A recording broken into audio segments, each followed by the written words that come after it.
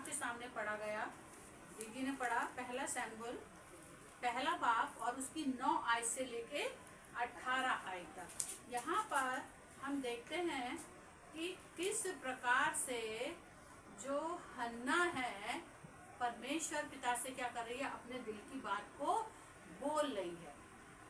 हन्ना एक बड़ी दुखियारी, संसार की त्यागी हुई, संसार की सताई हुई एक स्त्री थी, लेकिन उसके अंदर एक बहुत अच्छी बात थी कि वो प्रतिवर्ष अपने पति के साथ में, एलकाना के साथ में परमेश्वर के भवन को जरूर जाती थी। हम लोग क्या करते हैं, अगर कोई दुख आ जाए, परेशानी आ जाए या कोई हमसे कुछ बोल दे तो हम परमेश्वर के भवन जाना बंद कर देते हैं, छोड़ देते हैं। लेकिन हन्ना ने ऐसा नहीं किया। वो दुखियारी थी, सताई भी थी अपनी सौतन के द्वारा, लेकिन उसने कभी भी ऐसा नहीं किया। और अगर हम देखें यहाँ पर पहला सैमुएल की पहले बाब की पहली आयत में अगर हम देखें, एफ्राइम के पहाड़ी देश में एलकाना नामक एक पुरुष था और उसकी कितनी पत्नियां थी? 2 पत्नियां थी। और पहली का नाम क्या था? हन्ना, और दूसरी स्त्री का नाम क्या था? पनिन्ना था। और पनिन्ना के तो बच्चे थे, लेकिन हन्ना के कोई बच्चे नहीं थे। अब पनिन्ना को बड़ा घमंड था और वो अपनी जो सौतन थी उसको क्या करती थी? चिढ़ाती थी, सताती थी। और उसको कितना, अगर आपको कुछ कहे तो आपको कितना बुरा लगेगा। मुझे कोई कुछ कहे तो मुझे भी बुरा लगता है, क्योंकि हम संसारिक मनुष्य हैं। जब हम संसार में हैं मेरे अजीजों, हमें कोई बुरा भला कहता है, हमें बुरा लगता है। यीशु मसीह को लोग बुरा भला कह रहे थे तो यीशु मसीह ने कहा, हे पिता इन्हें माफ कर, ये नहीं जानते ये क्या करते हैं। लेकिन जो हन्ना थी अपने दुखों के कारण बहुत परेशान थी, वो किसी को जवाब नहीं देती थी। हम लोग बहुत सी बार पलट के जवाब दे देते हैं, लेकिन हन्ना कभी जवाब नहीं देती थी। बहुत दुखी थी, मन में बहुत पीड़ित थी, लेकिन अपने दिल की बात वो किसको बोलती थी? अपने परमेश्वर यहोवा को बोलती थी। अब परमेश्वर यहोवा जो थे उसकी प्रार्थनाओं का उत्तर दिया उन्होंने। अगर हम आगे देखें इसमें 10वीं आयत में अगर देखें, वह मन में व्याकुल होकर यहोवा से प्रार्थना करने और बिलक बिलक कर रोने लगी और उसने यह मन्नत मांगनी, हे सेनाओं के यहोवा, यदि तू अपनी दासी के दुख पर सचमुच दृष्टि करे और मेरी सुधि ले और अपनी दासी को भूल ना जाए और अपनी दासी को पुत्र दे, तो मैं उसके जीवन भर के लिए यहोवा को अर्पण करूंगी और उसके सिर पर छुरा फिरने ना पाएगा। कितनी बड़ी बात उसने बोली कि अगर परमेश्वर तू मुझे जो संतान देगा वो मैं तुझे अर्पण कर दूंगी, मैं उसको अपने पास नहीं रखूंगी। कितनी बड़ी बात है, जिसके पास कुछ भी नहीं था, जिसके पास कोई औलाद नहीं थी, अगर परमेश्वर उसको औलाद भी देगा तो वो क्या कह रही है? पहले से ही उसने मन्नत मांग ली, पहले से ही उसने कह दिया कि मैं परमेश्वर तेरी सेवा के लिए इसको दे दूंगी। कितनी बड़ी बात है। हम लोग मन्नत मांगते हैं मेरे अजीजों, परमेश्वर हमारे जीवन में बड़ी बड़ी बरकतें देता है, बड़ी बड़ी आशीषें देता है, लेकिन हम उन मन्नतों को मान के क्या हो जाते हैं? भूल जाते हैं, जो कि परमेश्वर को पसंद नहीं है। अगर हम हन्ना के जीवन को देखें, जब उसने मन्नत मांगी तो उसको उसने पूरा भी किया। हमें भी जब मन्नत मांगते हैं उसको पूरा करना चाहिए। परमेश्वर जब हमारी दुआ को सुनता है तो परमेश्वर के लिए धन्यवाद जरूर देना चाहिए। हम संसार में देखते हैं लोगों के जीवन में मिरेकल होते हैं, अच्छे हो जाते हैं और फिर वो भूल जाते हैं, फिर अपने संसारी कामों में लग जाते हैं, फिर उनके लिए, उनके पास प्रभु के लिए कोई समय नहीं होता है। परमेश्वर को ऐसा जीवन पसंद नहीं है। जब तू मन्नत मांगे तो उसको पूरी भी कर, नहीं तो तू मन्नत मत मान।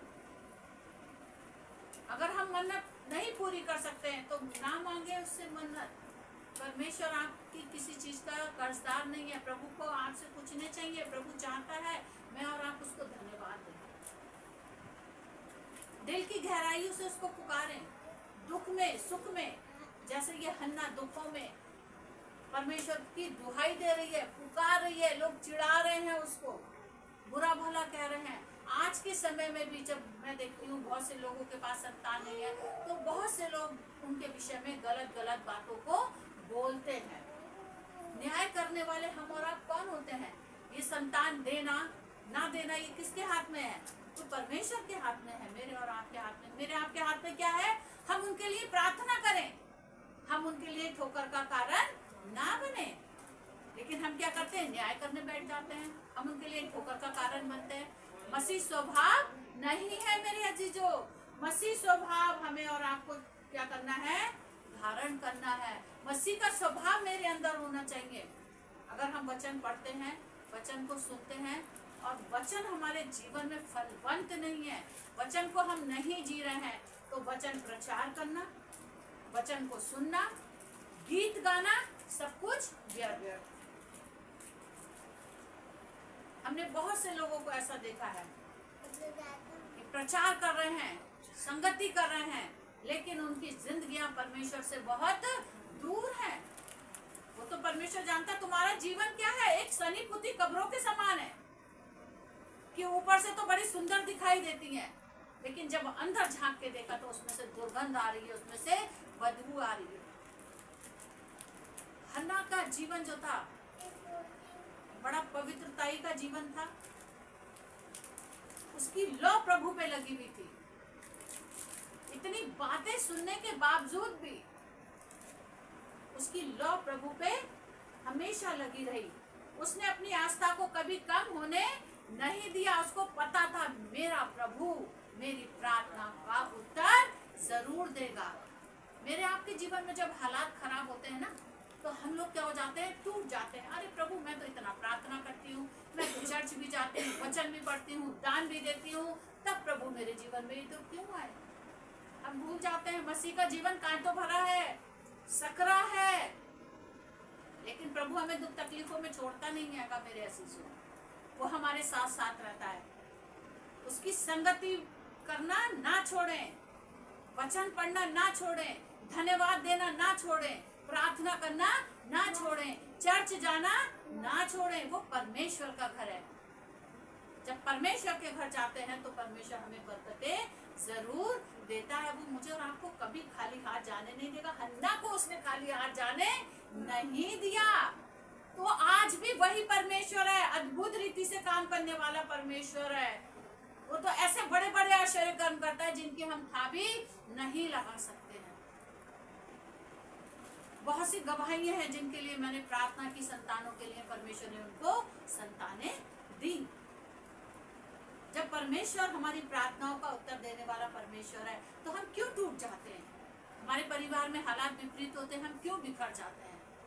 हमेशा याद रखिए मेरे अजीजों, परमेश्वर युगानुयुग एक सा है। वो ना बदलने वाला परमेश्वर नहीं है। वो आज भी वही परमेश्वर है जो मेरी आपकी प्रार्थनाओं का उत्तर देता है। और अगर हम इसकी 13 आयत में देखें तो लिखा है, हन्ना मन ही मन में कह रही थी, उसके होठ तो हिलते थे परंतु उसका शब्द सुनना पड़ता था। इसलिए एली ने समझा कि वह नशे में है। तब एली ने उससे कहा, तू कब तक नशे में रहेगी? अपना नशा उतार। एली सोचने लगा, वो बिलक बिलक के रो रही थी, परेशान थी, लेकिन उसके होठ हिल रहे थे, लेकिन उसके शब्द सुनाई नहीं दे रहे थे, क्योंकि उसकी मन की बेचैनी, मन की व्याकुलता वो अपने परमेश्वर के आगे प्रकट कर रही थी। मेरे अजीजों, जब हम अपने दुख में होते हैं, परेशानी में होते हैं, अपने परमेश्वर की दुहाई देते हैं, तो मेरा संबंध, आपका संबंध किससे जुड़ जाता है? परमेश्वर से जुड़ जाता है। आप कहीं भी पुकारिए, परमेश्वर आपकी प्रार्थनाओं का उत्तर जरूर देगा। वो दुखियारी थी, सताई हुई थी, लोगों की बातों से बहुत ज्यादा दुखी थी, और वो अपने मन की बात को बोल रही थी, प्रभु तू मेरा न्याय कर, प्रभु तू मेरी नामधराई को दूर कर, प्रभु अब मुझसे सहा नहीं जाता है, प्रभु तू मेरी सुधि ले, प्रभु मेरे दुख पर कृपा दृष्टि कर। दुखियारी थी, शब्द सुनाई नहीं दे रहे थे, अब उसके होठ हिलते दिखाई दे रहे थे। और वो याजक सोचा वो क्या है, नशे में चूर है, ये मदिरा पी के यहाँ पर परमेश्वर के मंदिर में आई है।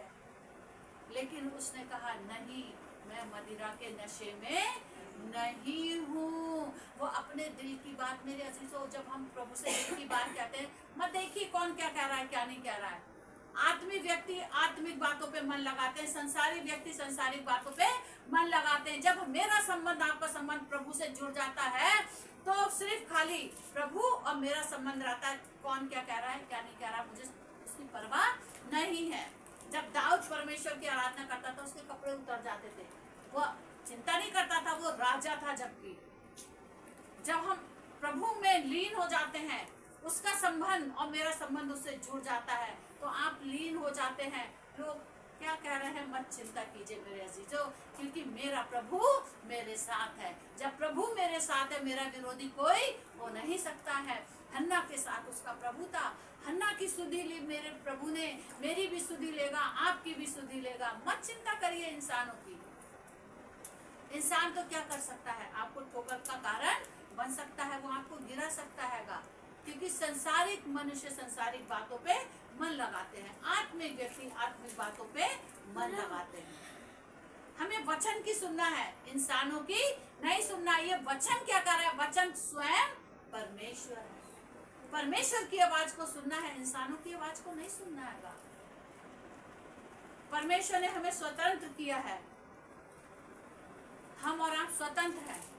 परमेश्वर के खालिस वचन पे मन लगाएं और जो वचन कहता है उसको फॉलो करें। मैं नहीं कह रही हूँ कि आप मेरी सुने, लेकिन जो वचन कह रहा है आप वचन की सुने। परमेश्वर आपको अनंत जीवन देना चाहता है। परमेश्वर नहीं चाहता कि नाश हो। परमेश्वर मेरे और आपके लिए इस संसार में आया ताकि मैं और आप जीवन पाएं और बहुतायत का जीवन पाएं। अगर हम देखें 15वीं आयत में, हन्ना ने कहा नहीं हे प्रभु, मेरे प्रभु, मैं तो दुखियारी हूँ, मैंने तो मैंने दाख मधु पिया है और ना मदिरा। मैंने अपने मन की बात खोलकर यहोवा से की है। अपनी दासी को ओछी स्त्री ना जान। वो दुखियारी थी, वो कह रही है अपनी दासी को तू ओछी स्त्री ना जान। मैं तो अपने मन की बात कर रही हूँ। जब आप अपने मन की बात कहते हैं, जब लीन होते हैं, तो लोग आपको क्या कहते हैं, ओछी स्त्री बोलने लगते हैं। अरे ये ढोंग कर रही है कि कोई बात नहीं, चिंता मत करिए, क्योंकि मेरा पिता जानता है, वो मेरे दुख पर दृष्टि करेगा, आपके दुख पे भी दृष्टि करेगा। वो किसी का पक्षपात नहीं करता है। पनिन्ना नहीं चाहती थी इसके कोई संतान हो। पनिन्ना उसकी हंसी उड़ाती थी क्योंकि उसके कोई संतान नहीं थी। लोग नहीं चाहते आपको आगे बढ़ते देखता, वो खुश नहीं होते हैं, लेकिन मनुष्य किसी को रोक नहीं सकता है, क्योंकि प्रभु आपके साथ है। प्रभु आपकी मदद करेगा। प्रभु ने हन्ना की मदद की जब वो व्याकुल हो गए, परेशान हो गए, बिलक बिलक के रो रही थी, मंदिर में प्रार्थना कर रही थी। परमेश्वर ने हन्ना की सुधि ली। क्या वो आपकी सुधि नहीं लेगा? परमेश्वर सबकी सुधि लेता है। उसने कहा अपनी दासी को ओछी स्त्री मत जान। आपको कोई ओछा समझ रहा है, समझने दीजिए। मेरा परमेश्वर, मेरे संबंध मेरे प्रभु यीशु मसीह से जुड़े हुए हैं।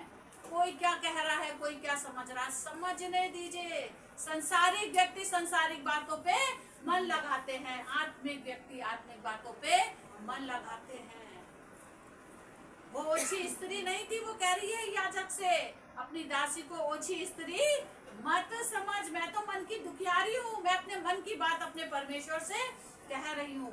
आप भी अपने मन की बात परमेश्वर से कहेंगे तो परमेश्वर आप पर भी दया करेगा। हन्ना की सुधि ली तो क्या आपकी सुधि नहीं लेगा? क्या वो मेरी सुधि नहीं लेगा? वो किसी का पक्षपात नहीं करता। गरीब अमीर गोरा काला सब उसकी दृष्टि में एक समान है। मनुष्य करता है पक्षपात, लेकिन परमेश्वर कभी पक्षपात किसी का नहीं करता है। अगर हम देखें 17वीं आयत में, एली ने कहा कुशल से चली जा, इस्राएल का परमेश्वर तुझे मन चाहा वर दे। उसने कहा तेरी दासी तेरी दृष्टि में अनुग्रह पाए। तब वह स्त्री चली गई और खाना खाया और उसका मुंह फिर उदास ना रहा। कितनी बड़ी बात है कि परमेश्वर के दास ने भी उसको क्या दी? ब्लेसिंग दी, है ना। और वो वहां से चली गई, उसे तसल्ली मिली। जब हम किसी के दुख में मेरे अजीजों उसकी बात सुनते हैं और प्रभु के वचन से समझाते हैं, उसे तसल्ली देते हैं, तो उसको क्या मिलती है? एक तसल्ली मिलती कि हाँ, प्रभु के दास ने, प्रभु की दासी ने जो बोला है उससे क्या है, मुझे तसल्ली मिली है। ये वचन कौन है? प्रभु यीशु मसीह है। और उसको तसल्ली मिली, वो अपने घर गई। अगर हम आगे में देखेंगे तो उसके बाद में उसको क्या हुई? एक संतान हुई और उसका नाम उसने क्या रखा? शैम्बल रखा। और उसने उसको प्रभु के भवन के लिए अर्पण कर दिया। एक बेटा था, उसने उसकी चिंता नहीं की, लेकिन जो मन्नत मानी उसने प्रभु के भवन में, वो उसको पूरा किया। परमेश्वर ने भी उसकी सुधि ली, परमेश्वर ने भी उसको एक संतान दी और उसने भी अपने प्रॉमिस को पूरा किया। तो परमेश्वर हमारा आपका वायदों का खरा है। जब हम उससे मन्नत मांगते हैं, उसको पूरा करते हैं, तो परमेश्वर मेरे आपकी संतानों को आशीष देता है। सैम्बल को बहुत बढ़ाया परमेश्वर ने। जब हम और आप मन्नत मांगते हैं, पूरे करते हैं, तो वो मेरी संतानों को, आपकी संतानों को भी बहुत बढ़ाएगा। मनुष्य कोई कितना भी रोके, कोई रोक नहीं सकता है। केकड़े की कहानी मुझे बहुत अच्छे से मुझे याद रहती है कि एक बाल्टी में केकड़े थे और वो बाहर निकलना मांग रहे थे, और जब एक केकड़ा बाहर निकलने लगा, बस निकलने ही वाला था, और दूसरे केकड़े ने पकड़ के उसकी टांग को खींच लिया। फिर गिर गए, फिर कोशिश हो रही है कि फिर दूसरे केकड़े ने, तीसरे केकड़े ने पकड़ के खींच लिया। यानी कि आगे बढ़ने देना हम नहीं चाहते, किसी को देख के खुश नहीं होते हैं मेरे अजीजों। हन्ना की तरह पनिन्ना नहीं चाहती थी उसको कोई संतान हो, वो उसको चिढ़ाती थी। परवाह मत कीजिए, जब हन्ना की सुधि परमेश्वर ले सकता है तो आपकी भी सुधि परमेश्वर लेगा। वही उगाने हुए एक सा परमेश्वर है, वो ना बदलने वाला परमेश्वर नहीं है। हालात जैसे भी हो मेरे अजीजों, अपने हालातों में परमेश्वर का धन्यवाद दीजिए। हन्ना की तरह, हन्ना टूटी तो थी, बिखरी तो थी, लेकिन परमेश्वर के दामन को उसने नहीं छोड़ा। परमेश्वर के दामन को थामे रहिए, परमेश्वर आपको भी कभी छोड़ेगा नहीं, आपकी भी सुधि लेगा, क्योंकि ये परमेश्वर का वायदा है। मैं जगत के अंत तक तेरे साथ हूँ। हमें कभी निराश नहीं होना है, क्योंकि हमारा जिंदा खुदावन यीशु मसीह मेरे और आपके साथ है। जो राजाओं का राजा है, प्रभु का प्रभु है। मत डरिए, आंधी आए, तूफान आए, डरने की जरूरत नहीं है। मेरा परमेश्वर मेरे और आपके साथ है। परमेश्वर इस वचन के द्वारा हम सबको आशीष दे। अपने सरों को झुकाएंगे, दुआ में जाएंगे। धन्यवाद देते हमसे प्रेम करने वाले जीवित परमेश्वर पिता, इस सुंदर समय के लिए, इस वचन के लिए। मेरे अंदर कोई खूबी लिहाकत नहीं है प्रभु यीशु मसीह, लेकिन मेरे जिंदा खुदावन जो वचन आपने दिया है, ये हम सबके जीवन में पिता परमेश्वर 100 गुना फल लाए। पिता परमेश्वर हर एक जन को प्रभु तेरे हाथों में सौंपते, जितने भी पिता हमारे सेव बाई ग्रेस में लोग जुड़े हुए हैं, और यहाँ पर प्रभु जितने भी उपस्थित है, हर एक परिवार को तू आशीष दे पिता। हमारे देश में अमन चैन शांति बनी रहे, लड़ाई खत्म होने पाए पिता परमेश्वर। हमारे सैनिकों की हिफाजत करना। सारा आदर महिमा इज्जत जलाल आपको देते हैं। विनती प्रार्थना यीशु के नाम से मांगते हैं, आमीन। अब हमारे प्रभु यीशु मसीह का अनुग्रह, परमेश्वर पिता का प्रेम, पवित्र आत्मा की सहभागिता यहाँ उपस्थित हर एक जन के साथ में अब से लेकर युगान्त तक होती रहे, आमीन।